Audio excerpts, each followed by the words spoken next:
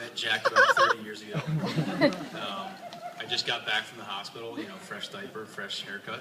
And there's this guy sitting across the room in his crib, and he's giving me the stink eye, kind of like, hey buddy, your 15 minutes of fame are just about done. You can sit back and relax.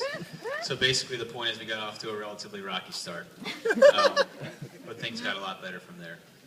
You know, the one quality I'd say that's very pronounced in Jack, and we have our dad to thank for, it's very pronounced in most Grady men, is what I call the awareness factor, or really lack thereof.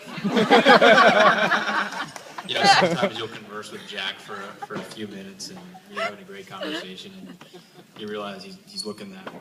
He's having dinner, and he's really been out to lunch. My mother says that this quality gets a lot better as Grady men get older. So Peggy, I really hope that it does. But on a more serious note, you know, growing up next to Jack as his little brother, you know, two words really come to mind. One is enjoyable, and the second one is challenging, and both for very good reasons. Enjoyable because he's always been a best friend to me. His sense of humor is off the charts. He's an exceptional conversationalist. And most of all, he's loyal and treats everyone that he knows with utmost respect. Challenging, given that he's set a phenomenal example, and I look up to him. I always have, always will. Always a straight A student, and now a highly successful guy living in the big city of New York. But the most important thing is friendship. And Jack and I had an English teacher in high school. His name was Mr. Kindon.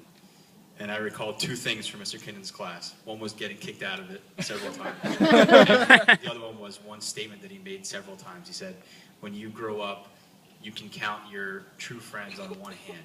And I don't know if the math in that equation is true, but Jack, you're certainly one of those true friends to me. Peggy, your name alone is an interesting coincidence in of itself. My brother Jack is aptly named after my late grandfather, Jack Grady. And Peggy has the same name as my late grandmother, Jack Grady's wife.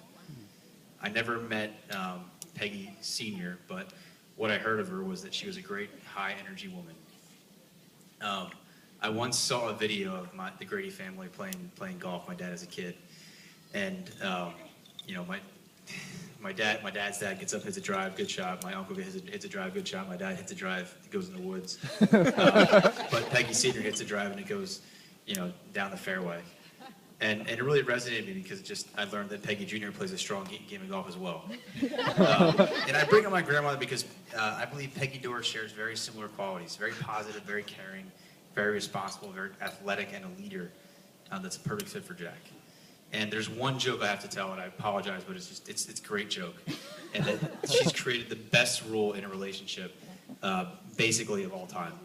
And so for some of you guys that don't know, Manhattan was hit with a rampant case of bed bugs about 2 years ago. And Jack and I love to go to the movies. And the movies was the biggest place where bed bugs were infesting. And, you know, as part of their issue, you know, Jack was not allowed to go to the movies. So my point is, a wise man once said that, you know, every Grady man needs a responsible woman. So Peggy, keep doing exactly what you're doing. And welcome to our family. We love you. The last thing I'll say is, for those of you that don't know, I'm not exactly the expert on marriage, so advice is not my strong suit with respect to this. However, at most weddings, people say things like, to the effect of, you know, laughter is the key to all your problems, or, you know, never go to bed unhappy. I guess my only advice is don't let the bed bugs bite. Seriously, keep doing exactly what you're doing. You guys have obviously gotten to this stage, so just keep doing it, and congratulations.